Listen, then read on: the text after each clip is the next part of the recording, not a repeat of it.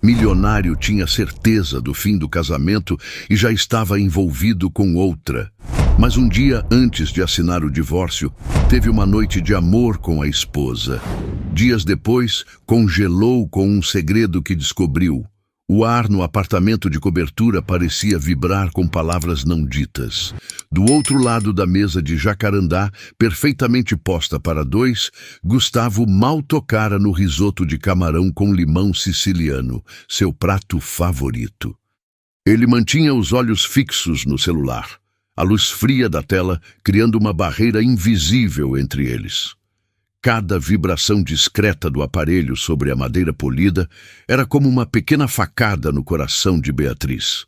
Era ela, Bianca, a tenista de corpo escultural e sorriso fácil que havia roubado não apenas o tempo de Gustavo, mas a alma de seu casamento.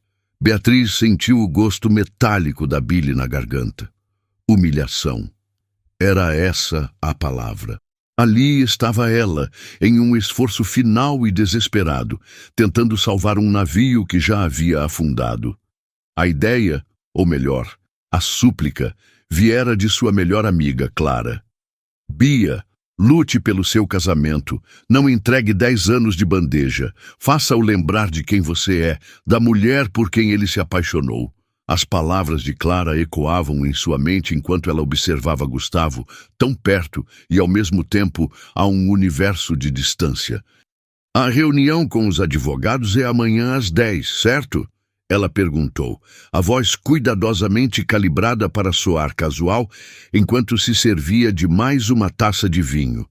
O álcool ajudava a anestesiar as pontas afiadas da dor e a lhe dar a coragem que lhe faltava. Sim, Beatriz, às 10, ele respondeu, sem desviar os olhos da tela. Não se preocupe, eu não vou me atrasar. Sou o maior interessado em resolver isso. A frase, fria e burocrática, quase a fez desistir. O maior interessado, como se o fim da vida deles fosse apenas um item a ser riscado de sua lista de tarefas. Mas então, ela se lembrou do conselho de Clara. Lutaria até o último minuto.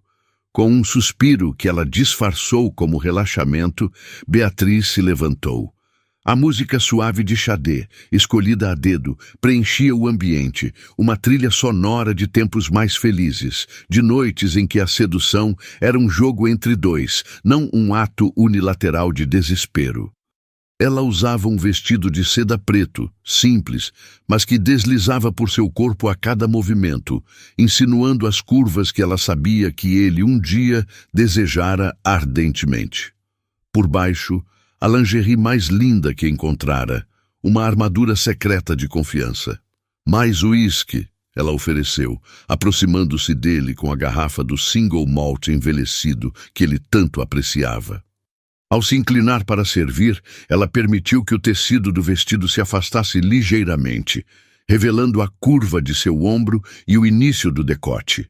Ela o sentiu prender a respiração por uma fração de segundo, um pequeno sinal, uma vitória minúscula. Ele ergueu os olhos do celular e pela primeira vez naquela noite, ele realmente a viu. Viu a mulher, não a futura ex-esposa.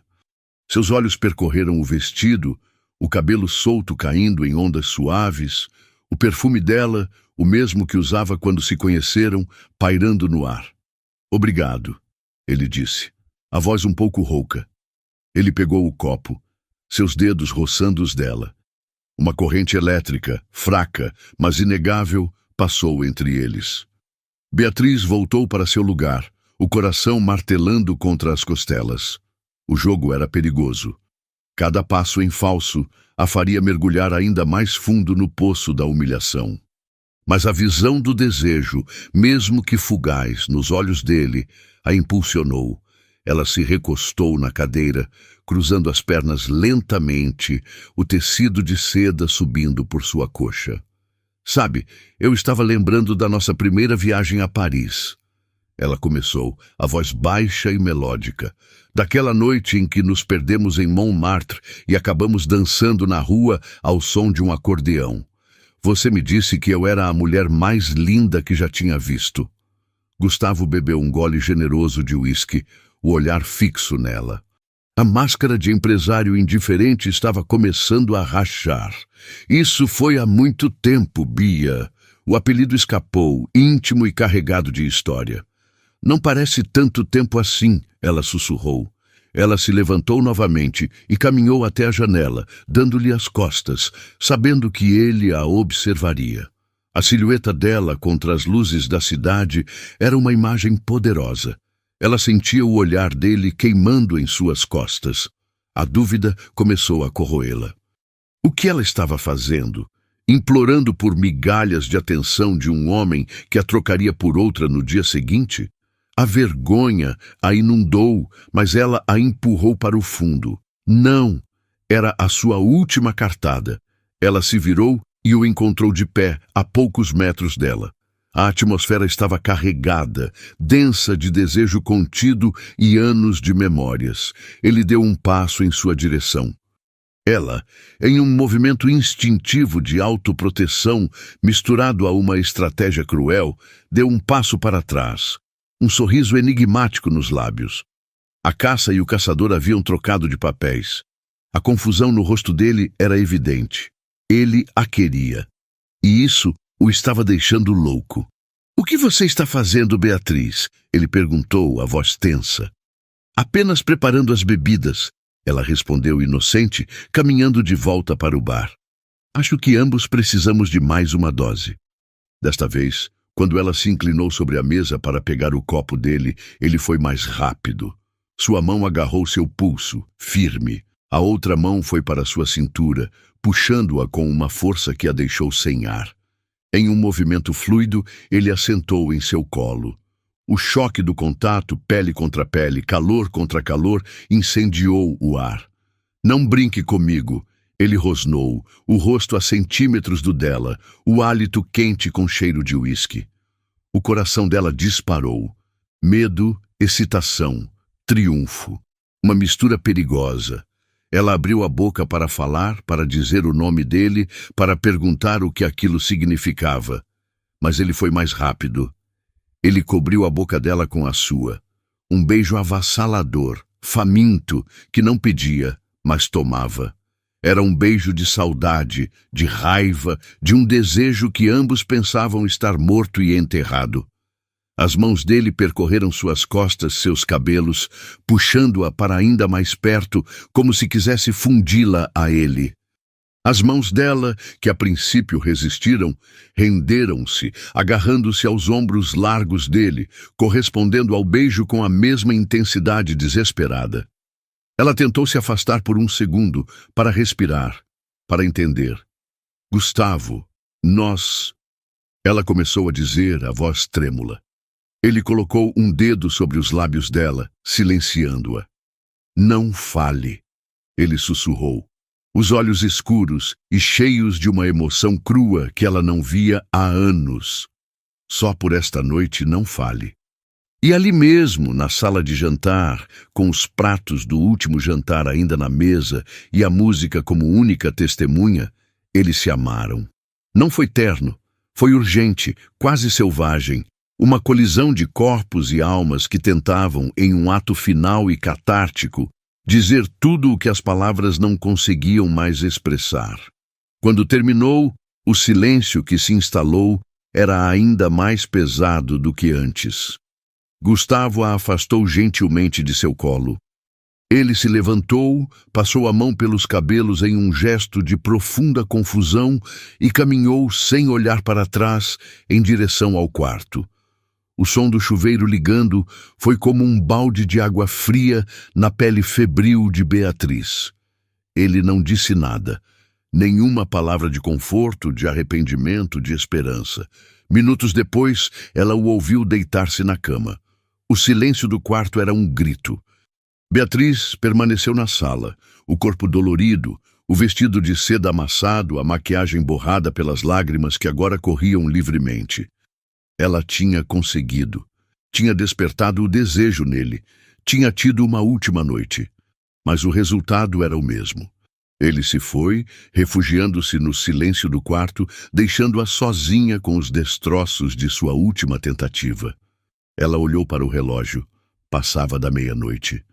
Em menos de 10 horas, eles estariam em uma sala estéril, com advogados como testemunhas, assinando o fim de tudo. O choro dela era silencioso, um soluço contido de quem sabe que não há mais nada a ser feito. A batalha estava perdida.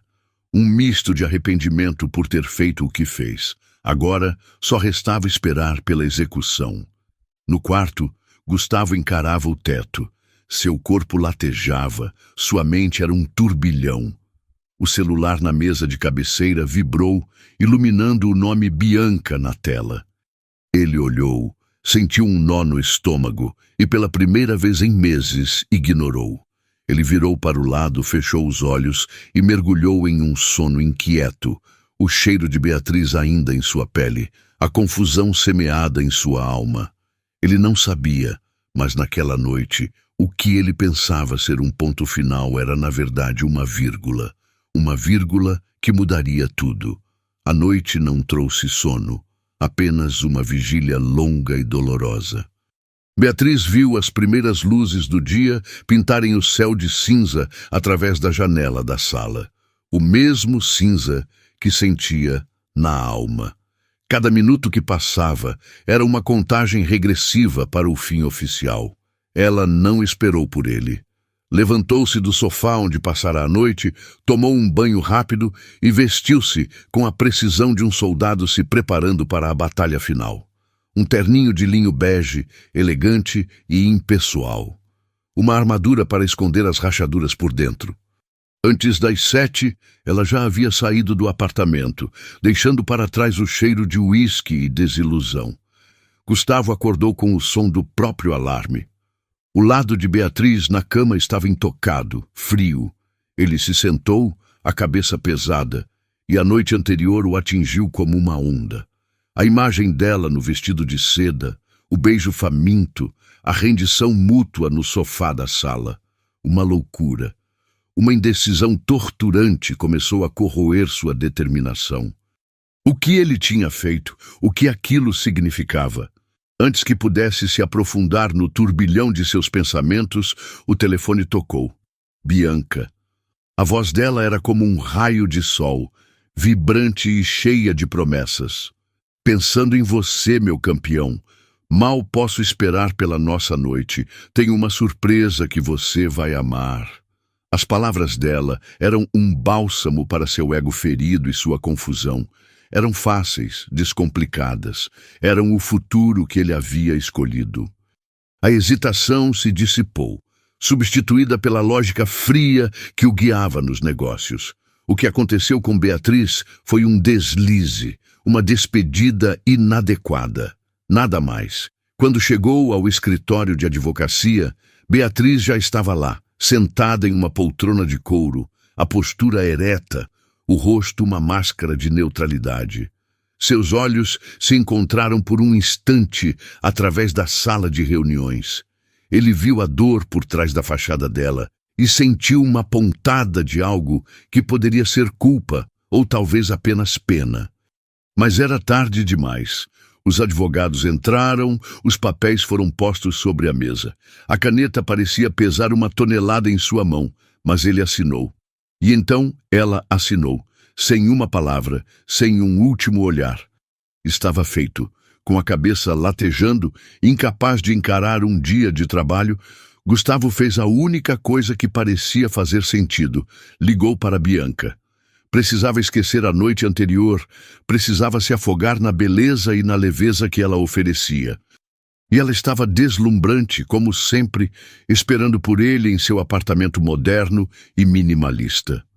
O encanto superficial dela era o antídoto perfeito para a profundidade complicada que ele acabara de deixar para trás. Enquanto isso, Beatriz buscava refúgio no único porto seguro que lhe restara, o apartamento de Clara. Assim que a porta se fechou, a armadura ruiu. Ela contou tudo à amiga, a voz embargada de vergonha. Eu me humilhei, Clara.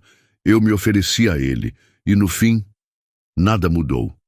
O choro veio, convulsivo e libertador. Clara a abraçou, deixando-a esvaziar toda a dor. Depois de horas, exausta, Beatriz voltou para o apartamento que agora era só seu, um palácio silencioso e vazio. Naquela noite, seu celular vibrou. Uma mensagem de Gustavo. Bia, me desculpe pela noite passada. Não foi justo com você. Espero que fique bem. A mensagem era um soco no estômago. Uma tentativa covarde de limpar a própria consciência. Ela digitou e apagou dezenas de respostas furiosas, mas no fim, apenas desligou o celular. As semanas seguintes se arrastaram em uma névoa de apatia. Beatriz tentava encontrar um novo ritmo, uma nova rotina. Mas uma manhã, ao sentir o cheiro do café, uma onda de náusea a dobrou ao meio. No início, ela ignorou. Estresse. O corpo reagindo ao trauma emocional da separação. Mas os enjoos persistiram, tornando-se companheiros matinais indesejados. Clara, eu acho que tem algo errado, disse ela ao telefone, a voz trêmula. Estou com esses enjoos há dias e minha menstruação está atrasada. Amiga, você está pensando o que eu estou pensando? A voz de Clara era uma mistura de choque e excitação. É impossível, Beatriz respondeu rapidamente, agarrando-se à lógica. Eu uso DIU há anos, nunca falhou. DIUs não são 100% infalíveis, Bia. Nada é. A possibilidade, antes impensável, começou a se instalar em sua mente como uma semente de pânico e espanto. Ela comprou um teste de farmácia, as mãos tremendo tanto que mal conseguia abrir a embalagem. O resultado apareceu em menos de 1 minuto. 2 linhas. Positivo. O mundo de Beatriz parou de girar. Grávida. Aos 40 anos, divorciada, de uma noite de desespero que deveria ter sido o ponto final. A vida, em sua ironia cruel e imprevisível, havia-lhe pregado a peça definitiva. Enquanto isso, Gustavo mergulhava de cabeça em seu novo relacionamento. Bianca era a parceira perfeita para o empresário bem-sucedido, bonita, jovem, sociável e ambiciosa. Eles eram o casal do momento nos eventos sociais, a imagem do sucesso. Ele se convencia de que estava feliz, de que fizera a escolha certa. Beatriz precisava falar com ele, não por esperança, mas por obrigação. Era o pai. Ela ligou. A chamada caiu na caixa postal. Gustavo, aqui é a Beatriz. Preciso falar com você, é importante. Ele não retornou. Ela tentou de novo no dia seguinte. Ele atendeu, a voz apressada. Bia, estou no meio de uma reunião, não posso falar agora. Ela insistiu. É urgente, Gustavo. Ele prometeu ligar de volta. Nunca ligou. A frieza dele e a indiferença a transformaram de magoada em furiosa. Ele não lhe daria nem 5 minutos de seu precioso tempo. Depois de tudo, a paciência dela se esgotou. Se ele não a atendesse, ela o forçaria a ler. Com os dedos tremendo de raiva e o coração batendo descontrolado, ela abriu o aplicativo de mensagens, encontrou o contato dele e digitou a frase que mudaria tudo para sempre. Gustavo, já que você não tem tempo para me atender, vou dizer por aqui. Eu estou grávida. Ela apertou enviar e encarou a tela, observando a pequena notificação que confirmava a entrega da mensagem. O mundo, mais uma vez, ficou em silêncio, à espera da explosão. A mensagem brilhou na tela do celular de Gustavo, e por um instante as palavras não fizeram sentido. Eu estou grávida.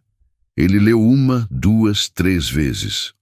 O som da sala de reuniões, onde seu sócio apresentava projeções de lucro para o projeto da usina na Bahia, desapareceu, substituído por um zumbido agudo em seus ouvidos. Grávida. Beatriz. Impossível. Com licença, senhores.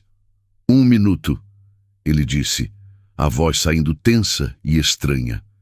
Levantou-se abruptamente, ignorando os olhares curiosos, e caminhou a passos largos para o corredor, o coração martelando no peito. Ele discou o número dela, a impaciência fazendo seus dedos tremerem. Beatriz? Ele disse assim que ela atendeu. sem nenhum alô. Que brincadeira é essa, grávida? Como assim? E o Jiu? Nós passamos 10 anos sem pensar em filhos e agora, logo agora, isso acontece? A torrente de perguntas saiu atropelada, uma mistura de pânico e incredulidade. Do outro lado da linha, a voz de Beatriz era fria e controlada, um contraste gritante com o caos que se instalara nele. Não é uma brincadeira, Gustavo. A culpa, se é que existe uma, é nossa. Do Jiu que falhou, ou talvez o destino tenha um senso de humor doentio. Eu não sei, só estou te contando porque você é o pai. Não se preocupe, não vou atrapalhar sua vida nova e perfeita. A ironia na última palavra era cortante. Mas... Ele começou, sem saber o que dizer. Mas nada. Ela o interrompeu. Eu vou seguir com a gestação e com a minha vida. Só achei que você tinha o direito de saber. E com isso, ela desligou. Gustavo ficou parado no corredor, o celular na mão, sentindo o chão sumir sob seus pés. Ele voltou para a reunião, mas não ouviu mais uma palavra. Sua mente era um redemoinho, um filho, um bebê, com Beatriz, a mulher de quem acabara de se divorciar para viver um romance arrebatador com outra. A situação era tão absurda que parecia um roteiro de filme. Naquela noite, Bianca percebeu a mudança. Ele estava distante, quieto, o olhar perdido no vazio. Aconteceu alguma coisa no trabalho, meu amor? Ela perguntou, passando as unhas pintadas de vermelho em seu braço. Não, nada. Só o projeto da usina, muita pressão. Ele mentiu, incapaz de compartilhar um segredo que nem ele mesmo conseguia processar. No dia seguinte, a primeira coisa que fez foi ligar para Beatriz. Você fez só o teste de farmácia? Ele perguntou, a voz carregada de uma esperança que ele mesmo não admitia. Essas coisas podem dar errado. Você precisa ir a um médico, fazer um ultrassom para ter certeza. Já está marcado, ela respondeu seca. Para hoje à tarde. Um impulso que ele não conseguiu controlar tomou conta dele. Eu vou com você. Quero ouvir o que o médico tem a dizer. Na clínica, o ar era pesado. Eles se sentaram lado a lado na sala de espera, dois estranhos unidos por uma circunstância surreal. Quando foram chamados, Gustavo não perdeu tempo. Antes mesmo de o médico começar o procedimento, ele já estava questionando. Doutor, como isso é possível? Ela usa um DIU há anos. Qual a porcentagem de falha? Existe a chance de ser um erro? Beatriz se encolheu na cadeira, sentindo-se como uma peça em exibição, o corpo e a vida sendo dissecados pela desconfiança dele. Aquele interrogatório a feria, a incomodava profundamente. Senhor, falhas acontecem, embora raras. Vamos verificar, disse o médico com uma paciência profissional antes de se virar para Beatriz. Vamos começar. A sala ficou em silêncio, exceto pelo som suave do aparelho de ultrassom deslizando sobre a barriga de Beatriz. Gustavo observava o monitor, uma tela preta e branca e granulada que não lhe dizia nada. Ele se sentia um intruso, um espectador de algo que não lhe pertencia mais. E então aconteceu. O médico aumentou o volume e um som rítmico e acelerado preencheu a sala. Tum, tum, tum, tum, tum, tum. Rápido, forte e inconfundível. O som de um coração. Um pequeno, minúsculo coração batendo dentro de Beatriz. Naquele instante, algo dentro de Gustavo se quebrou. O som atravessou sua armadura de ceticismo e lógica, atingindo-o em um lugar que ele pensava ter selado para sempre. A mesma dúvida avassaladora que sentira na noite anterior ao divórcio voltou com uma força brutal. A realidade daquela vida minúscula, uma parte dele, uma parte dela, o atingiu em cheio. Seu transe foi quebrado pela vibração do celular em seu bolso. Ele o pegou instintivamente. Uma mensagem de Bianca. Era uma foto. Uma selfie íntima, provocante, tirada no espelho do quarto, com uma legenda que dizia: "Sua tarde de amor está esperando por você. Venha." O choque foi violento. De um lado, o som puro e milagroso de uma nova vida. Do outro, a imagem crua e sedutora da paixão carnal. O sagrado e o profano colidindo dentro dele. Sua mente entrou em curto-circuito. A confusão era tanta que ele sentiu uma tontura. A consulta terminou. O médico confirmou a gravidez, estimando o tempo de gestação. Coincidia perfeitamente com aquela última noite. Não havia dúvidas. Gustavo saiu da clínica como um autômato. Ele não olhou para Beatriz, não disse uma palavra. Apenas caminhou para o seu carro, a cabeça girando. Ele deveria ir para o escritório, deveria trabalhar, deveria pensar. Mas ele não conseguia. Ele precisava de uma fuga, de um escape daquela realidade esmagadora. Ele ligou o carro e, em vez de virar à direita em direção à empresa, virou à esquerda. Dirigiu em alta velocidade, o som do coração do bebê ainda ecoando em seus ouvidos, a imagem de Bianca queimando em sua mente. Ele dirigiu direto para o apartamento dela, para a tarde de amor prometida, em uma tentativa desesperada de usar o corpo para silenciar a alma. O apartamento de Bianca era um santuário da modernidade, todo em tons de branco e cinza, com janelas que iam do chão ao teto. Era um cenário perfeito para a paixão que ela oferecia. Intensa, visualmente deslumbrante, mas sem a desordem da emoção profunda. Gustavo se entregou ao que ela prometera na foto, buscando no calor do corpo dela um antídoto para o frio que se instalara em sua alma. Ele fez amor com ela, mas seus pensamentos estavam a quilômetros de distância, presos em uma sala de ultrassom ao som rítmico de um coração que não era o seu. Depois, deitado na cama de lençóis impecáveis, ele encarava o teto, enquanto Bianca falava animadamente sobre um evento no clube de tênis.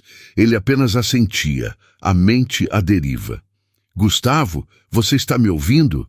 Ela perguntou, estalando os dedos na frente de seu rosto. "Você está em outro planeta hoje."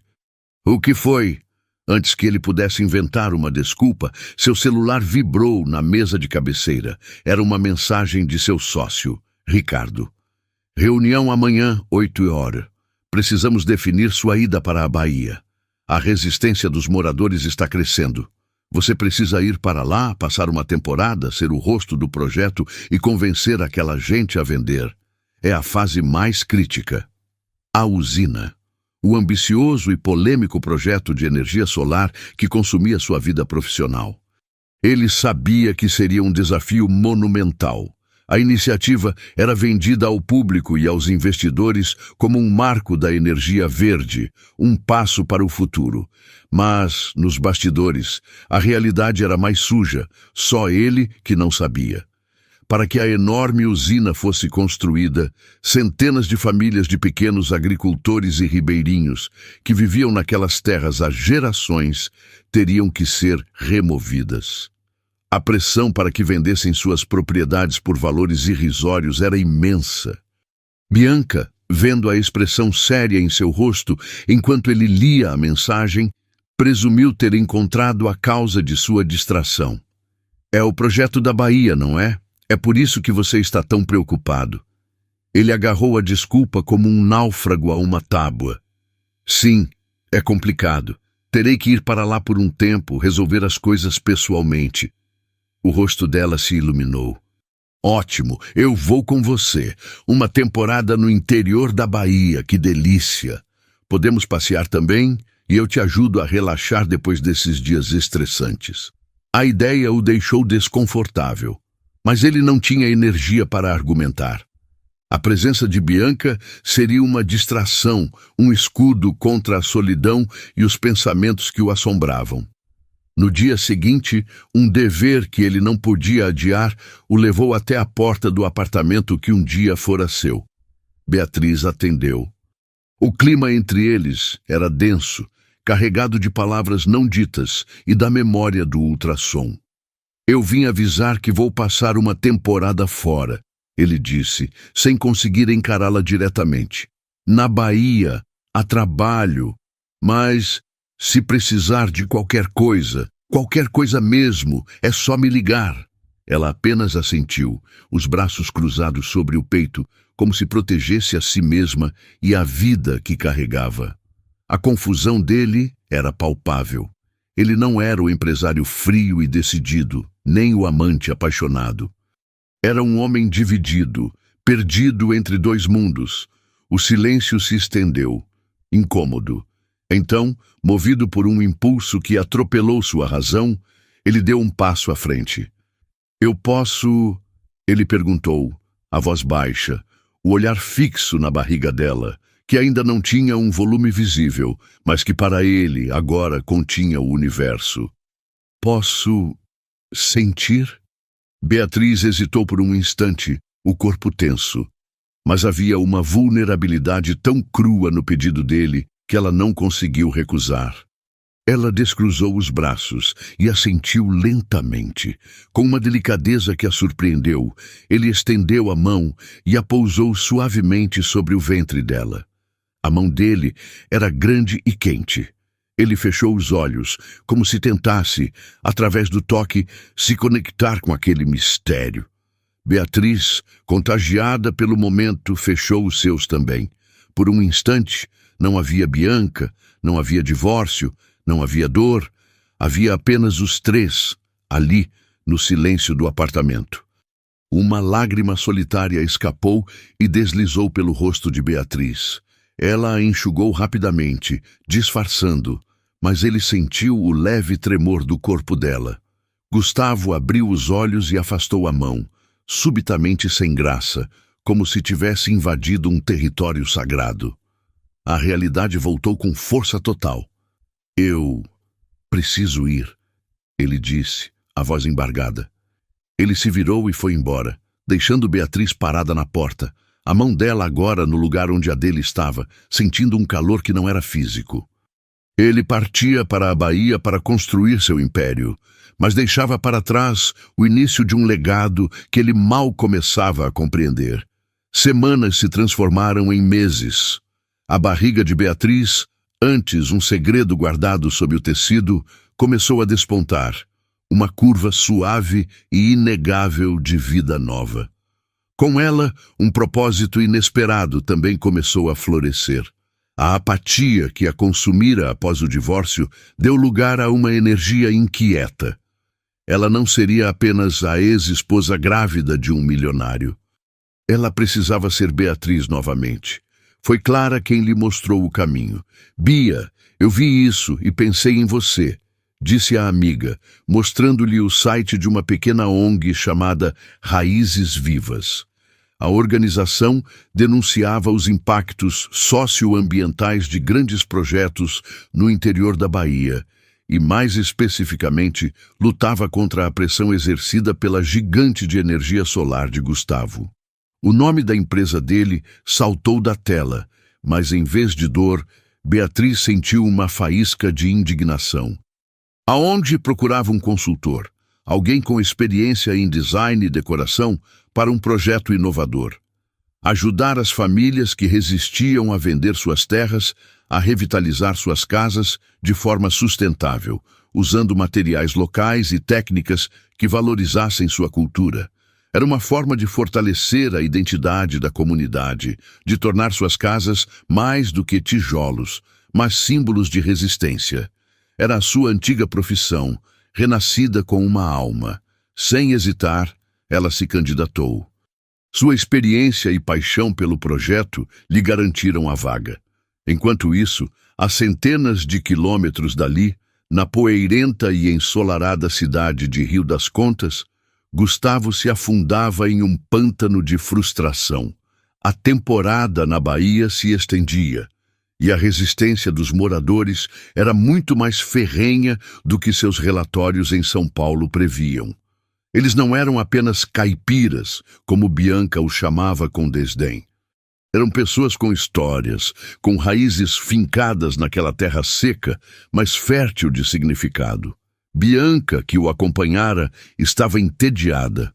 O sol que ela tanto queria era forte demais, os insetos a irritavam e a falta de luxo e badalação a deixava impaciente. Gustavo, por que você simplesmente não oferece mais dinheiro a essa gente e acaba logo com isso? Ela dizia, enquanto folheava uma revista de moda na varanda da pousada de luxo onde estavam hospedados.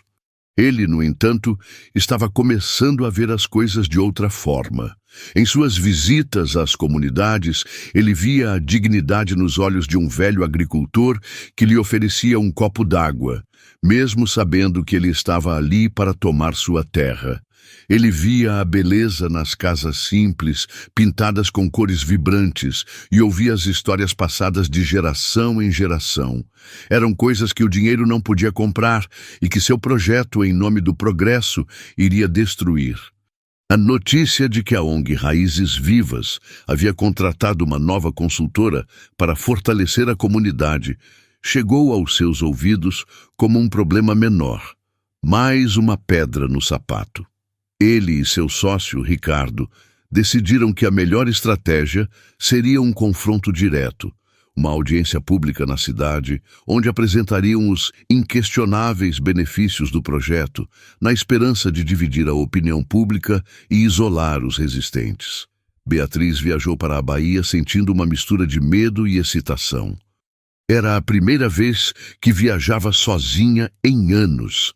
A cada solavanco do pequeno avião que a levava para o interior, ela sentia o bebê se mexer, como se a encorajasse. Ela não sabia que estava voando direto para o epicentro da Batalha de Gustavo. Seu trabalho era com as famílias, com a revitalização das casas. A audiência pública seria sua primeira aparição oficial, onde a ONG apresentaria seu projeto de resistência cultural. O dia da audiência chegou, quente e tenso. O ginásio da cidade estava lotado. De um lado, os executivos da empresa de Gustavo, de terno e com apresentações de slides polidas. Do outro, os moradores, com suas roupas simples e rostos marcados pelo sol e pela preocupação. Bianca sentou-se na primeira fila, ao lado de Gustavo, parecendo uma flor exótica em um jardim rústico. Quando chegou a vez da ONG falar, uma mulher de meia-idade subiu ao palco improvisado.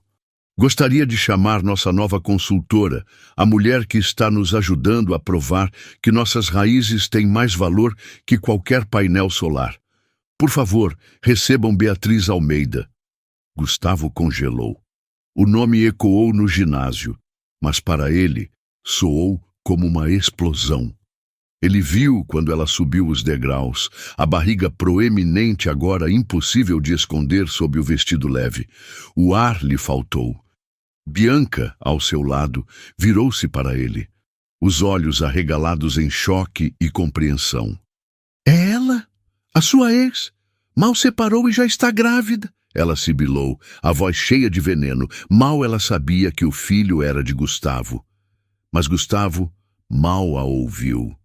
Seus olhos estavam fixos em Beatriz. A mulher que ele deixara para trás, a mulher que ele pensava estar segura e quieta em São Paulo, estava ali, no meio de sua guerra, como a líder inesperada do exército inimigo. Beatriz parou em frente ao microfone, o coração batendo forte. Ela olhou para a multidão e seu olhar cruzou com o de Gustavo.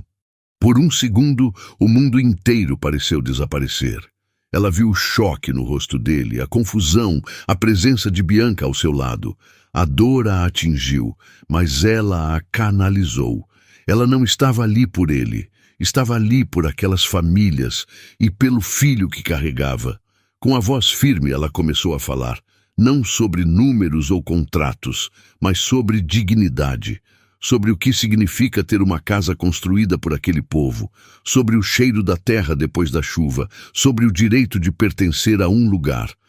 Seu discurso era apaixonado, real. Gustavo a observava, paralisado. A mulher que ele tentara esquecer estava mais forte, mais radiante e mais poderosa do que nunca. E ela estava grávida de seu filho, lutando diretamente contra o maior projeto de sua vida. O conflito entre a razão fria dos negócios e a emoção avassaladora que o invadia começou a dilacerá-lo ali mesmo, em público, sob os olhares de centenas de pessoas. Ele estava em guerra, mas de repente não tinha mais certeza de que lado do campo de batalha ele realmente pertencia. O discurso de Beatriz caiu sobre o ginásio abafado como uma chuva inesperada no sertão. O silêncio que se seguiu era mais eloquente que qualquer aplauso. Os moradores a olhavam com uma nova esperança nos olhos. Ela havia dado voz à alma deles.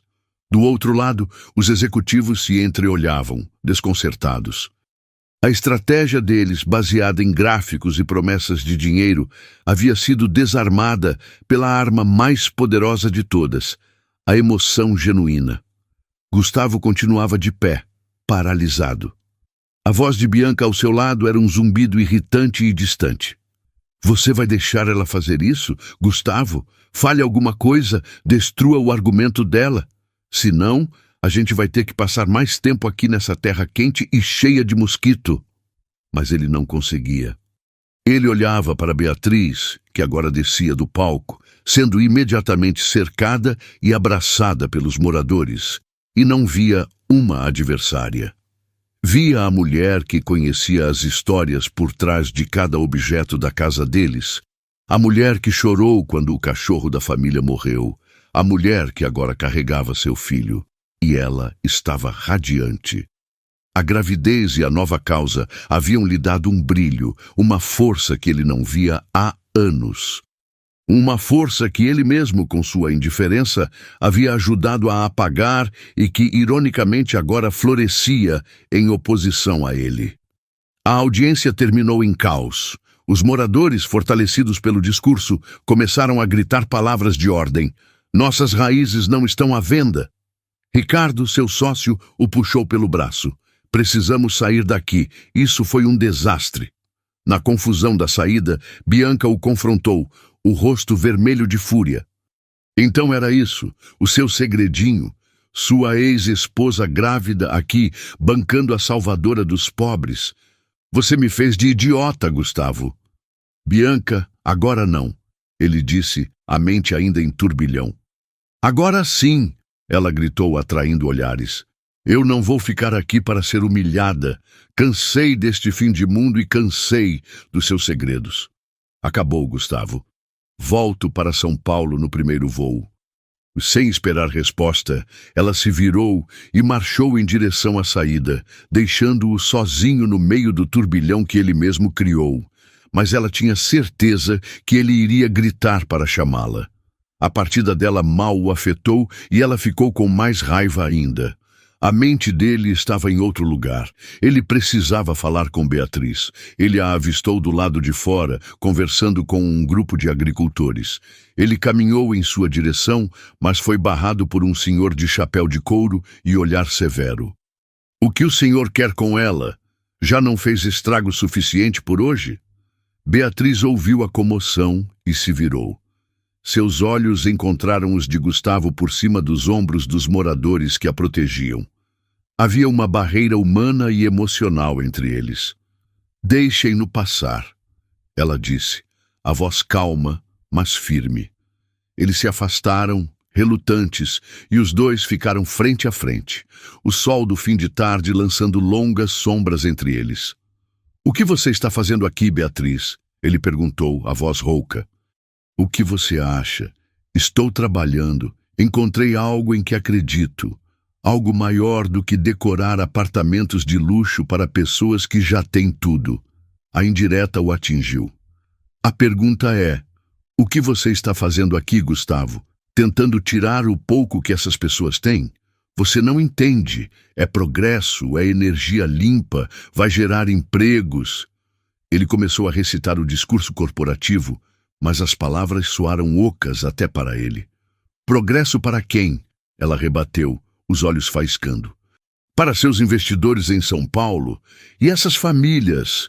O que acontece com elas? Viram estatística nos seus relatórios? A verdade nas palavras dela o desarmou. Ele ficou em silêncio por um momento, então seu olhar desceu para a barriga dela. Nosso filho, ele sussurrou. Você está se colocando em risco no meio dessa confusão. Um sorriso amargo tocou os lábios de Beatriz. Pela primeira vez na vida, Gustavo, eu não estou me sentindo em risco. Estou me sentindo viva. E quero que nosso filho nasça em um mundo onde as pessoas lutam por aquilo em que acreditam. Um legado um pouco diferente de uma usina construída sobre a história dos outros. Não acha? Cada palavra dela era um golpe. Ele, o poderoso empresário, estava sendo reduzido a um homem sem argumentos, confrontado por uma verdade que ele tentara ignorar. Ele queria se aproximar, queria tocá-la, mas sabia que não tinha esse direito. Naquela noite, em um jantar tenso com Ricardo e os principais investidores locais, a pressão sobre Gustavo aumentou. Você precisa controlar sua ex-esposa, disse Ricardo entre dentes. Ela virou o símbolo da resistência. A mídia local já está chamando-a de a mãe da terra. Isso é um desastre de relações públicas. Durante a conversa, um dos investidores, depois de algumas taças de vinho, deixou escapar algo que fez o sangue de Gustavo gelar. O bom é que o relatório de impacto ambiental que encomendamos suavizou bem a questão da contaminação do solo. Se os dados reais vazassem sobre os resíduos dos painéis e o efeito no lençol freático, o projeto seria enterrado antes de começar. Contaminação do solo, resíduos. Gustavo sentiu uma onda de náusea. Ele confrontou Ricardo assim que ficaram a sós. Que história é essa de dados escondidos? Você sabia disso? Ricardo deu de ombros. Gustavo, todo grande projeto tem seus atalhos. É o custo do progresso. Você não achou que seria tudo limpo e perfeito, achou? Naquele momento, a ficha caiu. Ele não era apenas o rosto do projeto, era o peão. O tolo útil que acreditava na fachada verde, enquanto a sujeira real era varrida para debaixo do tapete. Ele estava sendo manipulado tanto quanto as famílias que tentava remover. A raiva o consumiu. Raiva de Ricardo, dos investidores, mas principalmente de si mesmo. Ele saiu do restaurante sem dizer para onde ia. Dirigiu sem rumo pelas estradas de terra, a poeira subindo sob a luz da lua. Ele parou o carro em frente à pequena casa onde sabia que Beatriz estava hospedada, uma das casas que ela ajudava a revitalizar. As luzes estavam acesas.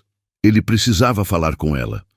Não como o presidente da empresa, não como o ex-marido, mas como um homem que acabara de descobrir que estava lutando a guerra errada, do lado errado, e que a única pessoa que parecia enxergar a verdade era a mulher que ele havia magoado tão profundamente.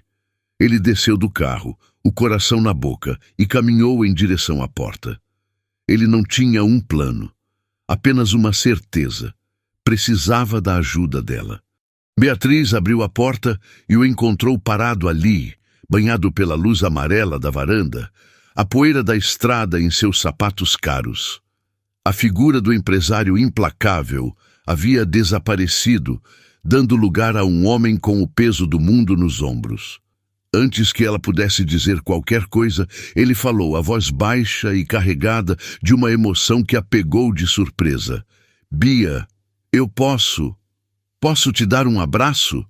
A pergunta era tão inesperada, tão desarmada, que quebrou a resistência dela. Ela não respondeu com palavras, apenas deu um passo para o lado, permitindo que ele entrasse. No silêncio da pequena sala, ele a envolveu em seus braços. Não foi um abraço de paixão ou desejo, mas de pura e absoluta necessidade. Era o abraço de um homem perdido, buscando um porto. Ele a segurou com força, como se ela fosse a única coisa real em um mundo de mentiras, e enterrou o rosto em seu cabelo. O cheiro dela, a solidez de seu corpo, era um bálsamo para sua alma atormentada. Quando se afastaram, o olhar dele desceu para a barriga dela. Ele está aí, sussurrou, mais para si mesmo do que para ela. Ele baixou a mão, hesitante, e a pousou suavemente sobre o ventre proeminente. Eu estraguei tudo, Bia. Tudo. E então, as palavras jorraram. Ele contou sobre a conversa com o investidor, sobre a contaminação do solo, sobre os relatórios fraudados, sobre a manipulação de Ricardo. Contou como se sentia um tolo, um peão em um jogo sujo que ele mesmo ajudou a criar. Beatriz ouvia em silêncio, o choque inicial dando lugar a uma compreensão sombria. A ganância por trás do projeto era ainda pior do que ela imaginava. E Gustavo, o homem que ela sempre via como o mestre do jogo, era também uma vítima dele. Eu preciso ver, com meus próprios olhos, ele disse ao final, o olhar determinado. Preciso que você me leve a um desses lugares, um dos mais afetados. Preciso entender o que eu estava prestes a destruir. No dia seguinte, eles partiram juntos no carro dele, deixando para trás um rastro de poeira e incerteza.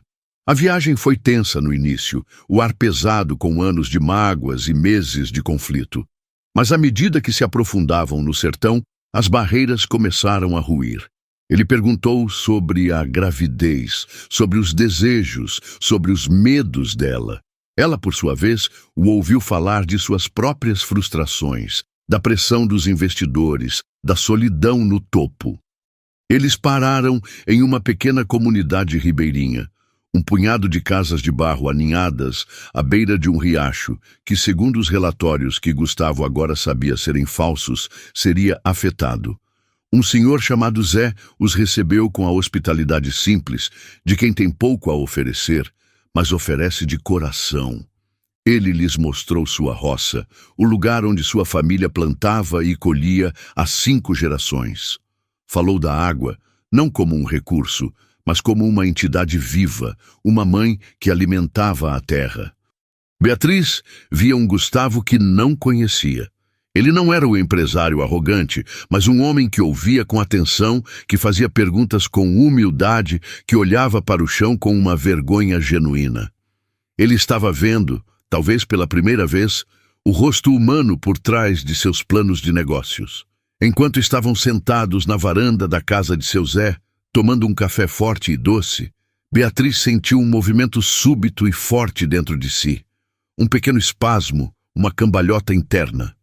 Ela prendeu a respiração, os olhos arregalados. O que foi? Gustavo perguntou preocupado. Ele se mexeu, ela sussurrou, um sorriso maravilhado se espalhando por seu rosto. Foi a primeira vez, de verdade. Sem pensar, ela pegou a mão dele e a colocou sobre sua barriga. Fique quieto, ela disse. Eles esperaram em silêncio. E então veio de novo. Um pequeno, mas distinto, chute contra a palma da mão dele. Naquele momento, sob o sol da Bahia, o mundo exterior desapareceu. Gustavo olhou para Beatriz, os olhos brilhando com uma emoção crua, e ela viu nele, não o ex-marido que a ferira, mas o pai de seu filho, compartilhando um milagre. O medo de se machucar ainda estava lá, mas pela primeira vez, uma pequena semente de esperança começou a brotar ao lado dele. As semanas seguintes foram um furacão. Gustavo usou sua raiva e seu conhecimento do sistema para lutar por dentro. Ele confrontou o conselho da empresa, apresentou as provas da fraude e, com a ajuda de advogados que Beatriz conhecia através da ONG, propôs um novo plano. Um projeto menor, readequado, que respeitava as terras das comunidades e criava um fundo de preservação permanente, gerenciado pelos próprios moradores. O dia de apresentar o novo plano chegou. O mesmo ginásio, a mesma comunidade, mas a atmosfera era completamente diferente. Era um evento de celebração, de reconciliação. Gustavo estava no palco, não como um conquistador, mas como um parceiro. Ele falava sobre responsabilidade, sobre reparação, sobre um futuro onde progresso e tradição pudessem caminhar juntos. Beatriz o assistia da primeira fila, o coração cheio de um orgulho que a surpreendia. Ela se levantou para aplaudir e, nesse momento, sentiu uma pontada aguda e uma onda de calor descer por suas pernas. Ela olhou para baixo em choque. Sua bolsa havia estourado. O bebê estava chegando semanas antes do previsto. O pânico tomou conta do rosto de Gustavo quando ele a viu. Ele saltou do palco e correu até ela. "O que foi? O que aconteceu?" "Minha bolsa estourou", ela conseguiu dizer, a respiração curta. O caos se instalou. Em meio à comoção, Gustavo a pegou nos braços e a levou para o carro, abrindo caminho entre a multidão. Ele dirigiu em alta velocidade para o pequeno hospital local, o coração angustiado batendo mais forte que o motor do carro. Ele segurou a mão dela o tempo todo, sussurrando palavras de encorajamento, o medo de perdê-la, de perder o bebê, superando tudo. As horas seguintes foram um borrão de dor, medo e espera. Finalmente, o choro forte e saudável de um recém-nascido ecoou pelo corredor. Quando a enfermeira o chamou, ele entrou no quarto simples e viu Beatriz, exausta, mas radiante, segurando um pequeno embrulho. "É um menino", ela disse, a voz fraca, mas feliz. "Antônio." A enfermeira colocou o pequeno Antônio nos braços de Gustavo. Ele era tão pequeno, tão frágil. Ao olhar para aquele rostinho enrugado, para aquelas mãozinhas perfeitas, o mundo de Gustavo se reconfigurou. Todas as batalhas corporativas, os milhões, os projetos, tudo pareceu insignificante. Ele chorou, não um choro silencioso, mas soluços altos e convulsivos de um homem que estava se quebrando e se reconstruindo ao mesmo tempo. Naquele quarto de hospital simples, longe do luxo e do poder, ele entendeu. Seu maior legado não era uma usina de energia solar. Era aquela pequena vida em seus braços. Era a mulher incrível que a trouxera ao mundo. Era a família que ele quase destruiu e que, por um milagre, estava tendo a chance de recomeçar. A luz do fim de tarde na Bahia pintava o céu com pinceladas de laranja e rosa, um espetáculo diário que Gustavo e Beatriz agora assistiam da varanda da casa simples que haviam alugado. Não era uma cobertura em São Paulo, mas para eles era o paraíso. Meses haviam se passado desde o nascimento de Antônio, meses que pareceram uma vida inteira, repletos de uma paz que ambos pensavam ter perdido para sempre. Eles não voltaram para a antiga vida. Em vez disso, a vida veio até eles.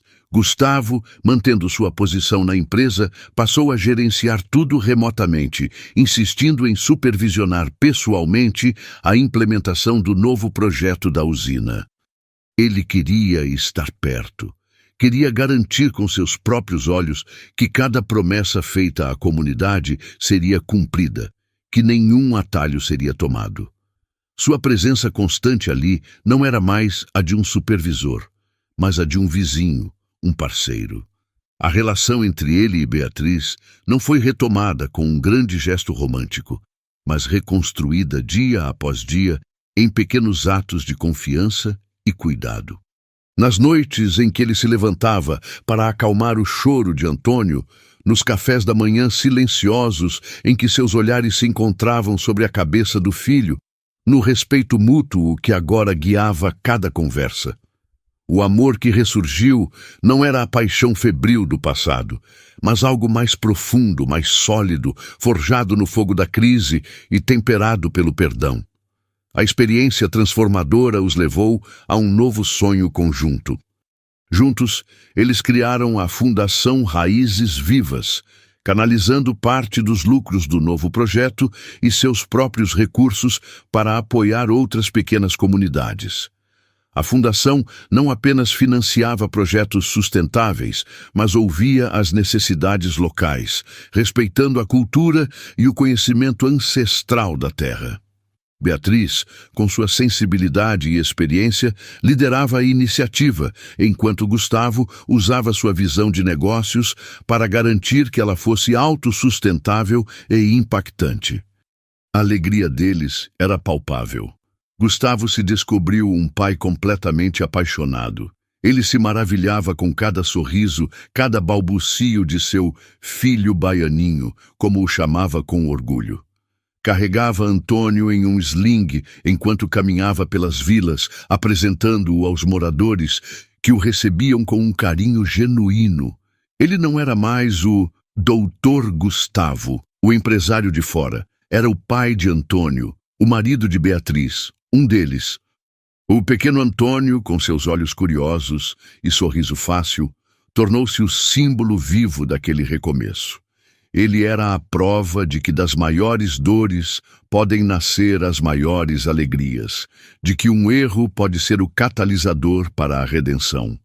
Ele era o elo que unia não apenas seus pais, mas dois mundos que antes pareciam irreconciliáveis. No coração do interior da Bahia, onde o sol beija a terra e o tempo corre em um ritmo próprio, uma história que começara com a amargura da traição, a dor da separação e a iminência do fim, havia se transformado. Ela floresceu em uma jornada de reparação, não apenas de um casamento, mas de uma comunidade. E provou que, às vezes, é preciso perder tudo para encontrar o que realmente importa. Um amor reconstruído sobre o respeito, uma família unida por um propósito e um legado que não se mede em cifras, mas em vidas transformadas. E aí, gostou dessa história emocionante de amor, perdão e recomeço? Se você se emocionou com a jornada de Beatriz e Gustavo, não guarde só para você. Deixe o seu like para eu saber que você curtiu e quer mais histórias como essa. Compartilhe com aquela pessoa que adora um bom romance, cheio de reviravoltas. E o mais importante, se você ainda não faz parte da nossa comunidade, inscreva-se agora no canal e ative o sininho para não perder nenhum capítulo das próximas histórias que estão por vir. Seu apoio faz toda a diferença. Muito obrigado e até a próxima.